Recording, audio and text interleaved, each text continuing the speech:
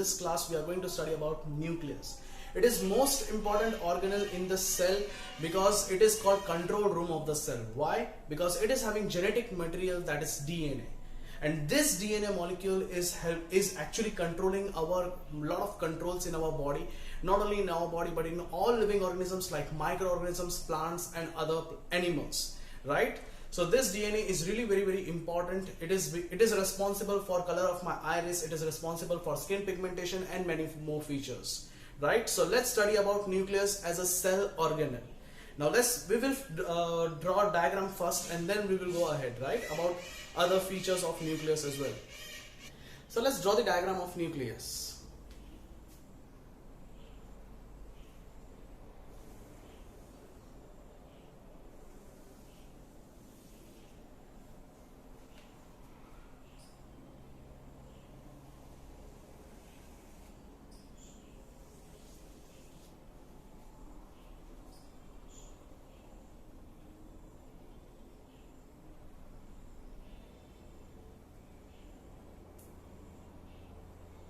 Now first of all, nuclear membrane, nucleus is covered with nuclear envelope. So what I am drawing here is actually nuclear envelope.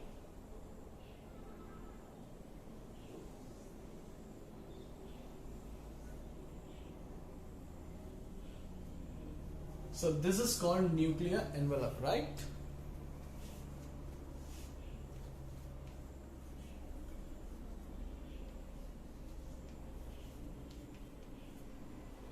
Yes, obviously it is having two membranes, outer membrane and inner membrane. So it is two membrane envelope. Understood? And you must be thinking that what this should be, what this circle should be, right? They are nuclear pore.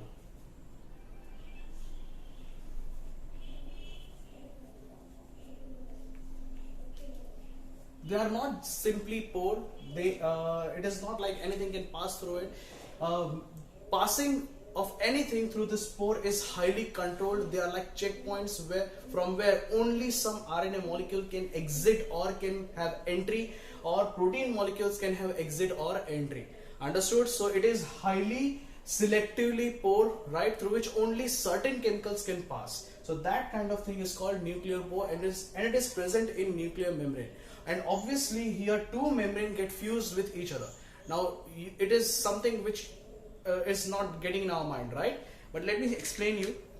If two membranes are present like this and if they get merged in this way, then at this region from where two nuclear membranes have come nearer each other, at this particular region there will be formation of pore. Understood? So that's how pore formation is done here. Understood? And again, it is not just a simple pore through which any substance can pass. Understood? Only few chemicals can pass through it which are allowed to exit or entry. So again, it is not just passing of substance but entry and exit of entry and exit of certain chemicals are controlled here. Understood? Only some chemicals can entry or some chemicals can exit out, outside the nucleus. Understood? Okay. Inside the nucleus, the region is there which is called nucleoplasm or nuclear matrix. Understood? It is called nuclear matrix or nucleoplasm.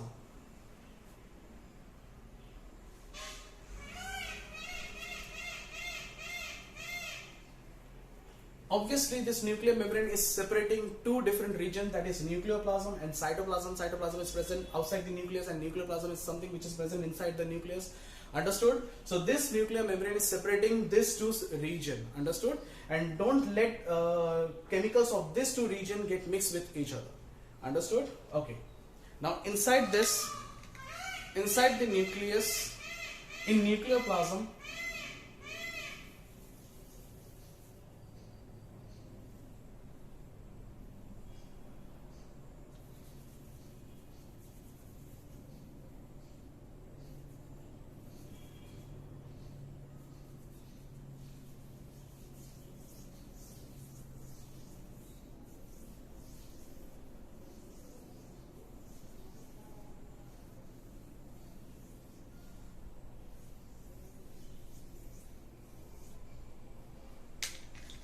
this highly seems like entangled fiber-like structure is called chromatin fiber.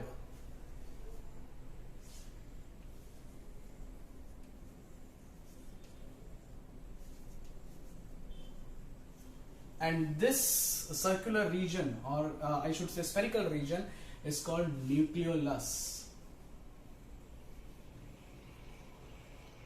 Right? Nucleus is a singular word. For plural, we can use nuclei, and again for nucleolus, nucleolus is a singular word and its plural is nucleoli. Understood? But in most of the cell, in most of the nucleus, there is only one nucleolus, whereas in few cells there can be more than one nucleoli. Understood? So it depends on how much active the DNA of or chromatin or I mean how much active the genetic material present in nucleus is. Right? We will come to what is nucleolus and what is chromatin fiber. Understood? I forgot to speak something about this nuclear envelope as well. Outer membrane of this nuclear envelope is extended outward and it is forming a continuous organelle called endoplasmic reticulum. Right? So this outer membrane extends outward and forming endoplasmic reticulum, and again this structure is highly spreaded in the cytoplasm of the cell. Understood? So it is not simply a outer membrane, right? It is consisting of, it is having extension, and that extension is called endoplasmic reticulum. Understood? And endoplasmic reticulum is again a huge organelle and it have a particular purpose in cell. Understood? So it is not just present as extension of outer membrane of nucleus. Okay?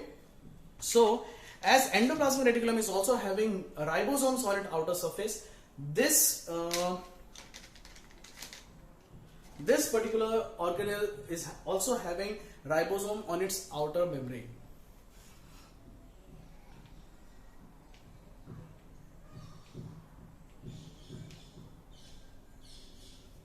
Understood? This is how ribosomes are present at the outer surface of outer membrane. Ribosome. Okay? Now let's come to the nucleolus. Now this, when we stain any cell, nucleus is the region where it is darkly stained. Understood? Which was discovered by Robert Brown in 1831. Understood? He have explained for the first time that what is nucleus. Understood? And in this nucleus, chromatin is there. It was discovered by Fleming. Understood? So let's discuss about nucleolus and chromatin now. Nucleolus is the region which is again highly stained within the nucleus. Understood? So nucleus is highly stained in cell, and in the nucleus, nucleolus is more stained. Understood? So why this nucleolus is more stained? Because it have more chemical content in it which gets stained, right? It have DNA, it have RNA, and it have protein. This region, this particular region is highly active region where a lot of transcription is occurring. Wait a minute, I have told transcription. Now you must be puzzled that what is transcription, right? Transcription is a process in which from DNA, RNA is produced, and later from this RNA, next process will occur. Understood? So formation of RNA from DNA is called transcription, and this region is highly transcriptionally active region. Understood? That's why this region is highly stained, because a lot of DNA and lot of RNA, not a lot of DNA, but DNA and a lot of RNA molecules are present with the protein molecules. Understood? So this region is highly stained. Understood? And in more active cell, there can be more than one nucleoli. Understood? But most of the cell is having only one nucleolus. Okay? Now, except this, we have chromatin fiber. Now, to understand chromatin fiber, we should understand about two different phases of cell cycle. Cell undergoes a cyclical changes, right? Wherein cell have two phases. One is called interphase and another one is called M phase. In this interphase, cell is undergoing its regular metabolism process, normal metabolism process. But in this M phase, cell is undergoing through mitotic division, that is cell division, in which one cell divides into two cells, right? And again, these two cells will enter in interphase, and these cells will again on full growth or development, they will undergo again M phase. So cell are in continuous cell cycle, right? Wherein they are in two phases, interphases and M phases. M phases means phase for cell division. Understood? Now in interphases, this whole genetic material is present as chromatin fiber. And in this M phase, where cell is undergoing division, In this phase, this genetic material or DNA is present in form of chromosome. So there are two different type of packaging. I should say packaging of DNA. There are two different type of packaging of DNA. One is chromatin during interphase, where cell is undergoing normal growth and development, and another one is M phase, where cell is undergoing division. This genetic material is packaged in chromosome form, right? Now let's see what is chromatin. Here I have drawn chromatin because whenever we are studying about genetic material, it is most of the time in chromatin form, right? So here I have drawn chromatin, and you will also draw chromatin whenever it is asked in exam, okay? This chromatin fiber is carrying genetic material. It is having DNA molecule in it. Again, in this chromatin, DNA is somewhat supercoiled and bound with histone proteins, and with histone proteins there are some other non-histone proteins present in nucleoplasm, right? So this is how chromatin is present in interphase, not M phase, interphase of cell, understood? And in M phase, cell is present as chromosome. We will draw structure of chromosome afterward, but we can compare this chromatin and chromosome as cotton ball and cotton thread, understood? Cotton fiber, cotton ball and cotton fiber. Cotton ball is like chromatin and cotton fiber is like chromosome, understood? Wherein this chromatin fiber, when chromatin fiber get more condensed, they form chromosome, as in cotton ball and cotton fiber, right? When this cotton fiber get more condensed, they form cotton fiber. Means cotton fiber can be formed only when cotton ball is condensed, understood? Cotton material are condensed, understood? Same thing is there for chromatin and chromosome as well, understood? And whatever DNA material or whatever genetic material present in chromatin fiber of human DNA, all this chromatin fiber of a cell get condensed in 46 chromosomes, get condensed in 46 chromosomes. So all this DNA genetic material, all this becomes all this forms in all this get packaged in 46 chromosomes in a M phase of cell, understood? Chromosomes can be of two types depending on number of chromatids present in a chromosome, right? So let's study about chromosome now.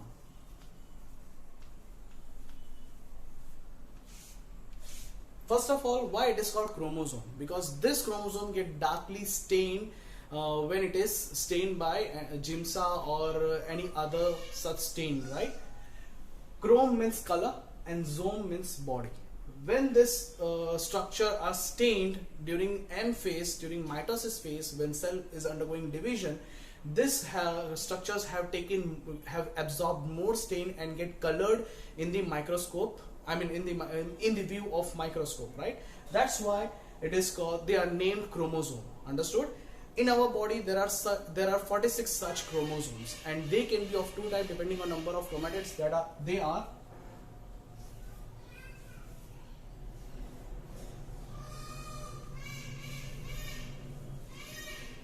right? They are 4C chromosome and 2C chromosome. Understood? 4C chromosome is having 4 arms, understood? And 2C chromosome is having 2 arms. Here 2 sister chromatids are present, right? Here 2.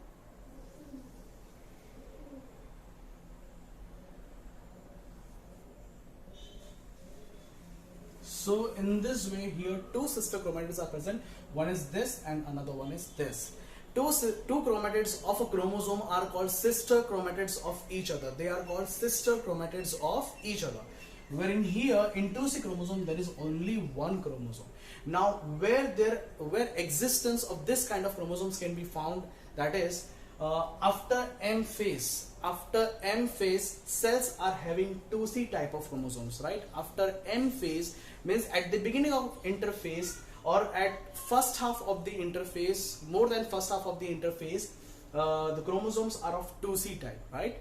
And at the later part of interphase, chromosomes are of 4C type, understood? When they are undergoing M phase, when cells are undergoing division, this chromosome, these two chromatids get separated from each other during M phase, during this cell division, understood? And they form 2C chromosomes. So from a 4C chromosome, 2 chromatids get separated and distributed to each daughter cell. So that is how chromosome or genetic material is distributed to 2 different cells, understood? 2 daughter cells from a mother cell, Understood?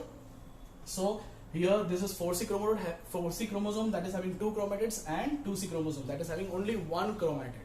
Understood? It is having only 1 chromatid. And again in this 4C chromosome we have 4 type of chromosomes depending on position of centromere. But first we need to know that what is centromere, right? Before we are going to classify about 4C type of chromosome, let's study about centromere first, because depending on position of centromere in chromosome, these chromosomes are of 4 types, right? So let's study about centromere first. Let's know what centromere is, right?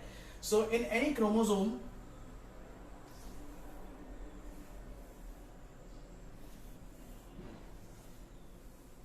for any chromosome there is a constriction which is called primary constriction, and this constriction is called centromere. Understood? This constriction is called centromere. This is highly constricted area in any chromosome which may be present at the center or somewhere else. Understood? This kind of structure is called centromere.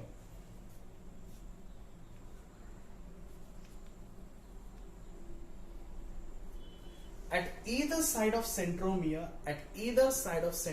there are disc-like structure which is called kinetochore, and this kinetochore is helping in cell division during separation of 2 chromatids, 2 sister chromatids during cell division, right? So this structure, a disc-like structure, is present at the 2 sides, that is either side of the chromosome or at the centromere, not at the chromosome, not on the either side of chromosome, but on the either side of centromere. This structure is called kinetochore.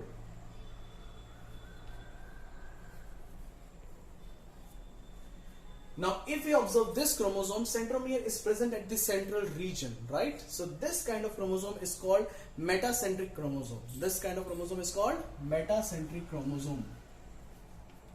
Metacentric. Understood? The next is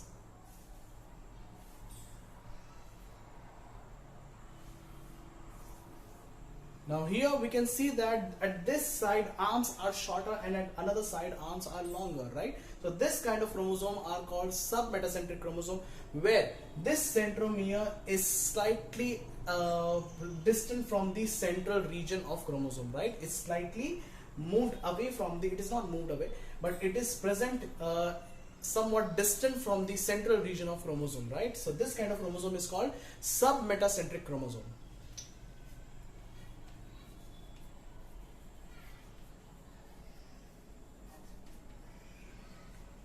Understood?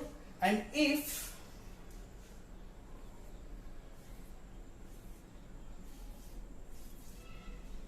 centromere is present at the end of at the either end of chromosome, means at one end of the chromosome,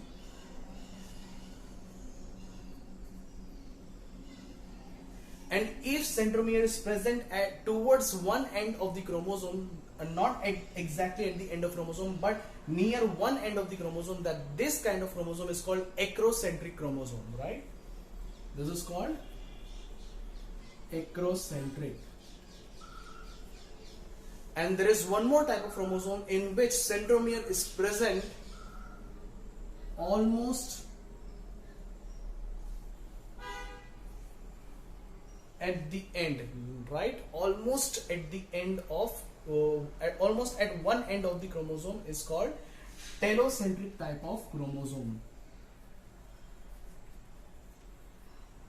Understood? So depending on position of centromere, there are 4 types of chromosome: metacentric, submetacentric, acrocentric and telocentric chromosome, right?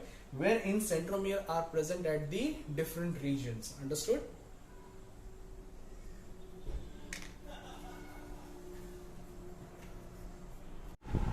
Let's study about the last topic of this chapter, that is microbodies.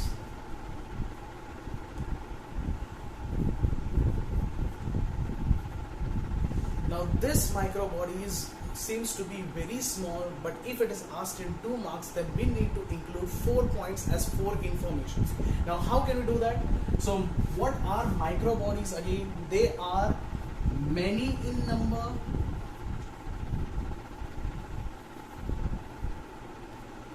they are minute vesicles,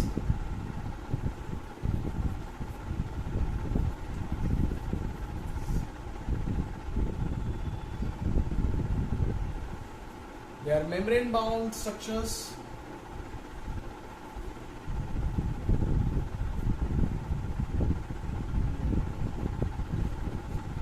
Right, so in book it is written that many minute vesicles, many membrane bound minute vesicles are present in cells, right, which are containing various enzymes, right. So this one point is divided into 4 points.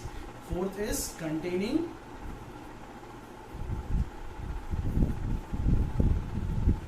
various enzymes present in both animals and plants. So here we have 5 points. Present in both animal and plant cells. Understood this? So this is how you can write for microbodies. So they are many in number in a cell. They are minute vesicles containing a membrane, right, surrounding it, and they are containing various enzymes for digestion of several chemicals, right, and they are present in both plants and animal cells.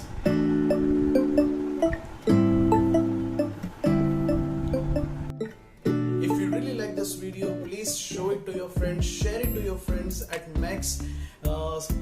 Tap subscribe button and tap bell button, which is present just beside the subscribe button, right? So thank you for now.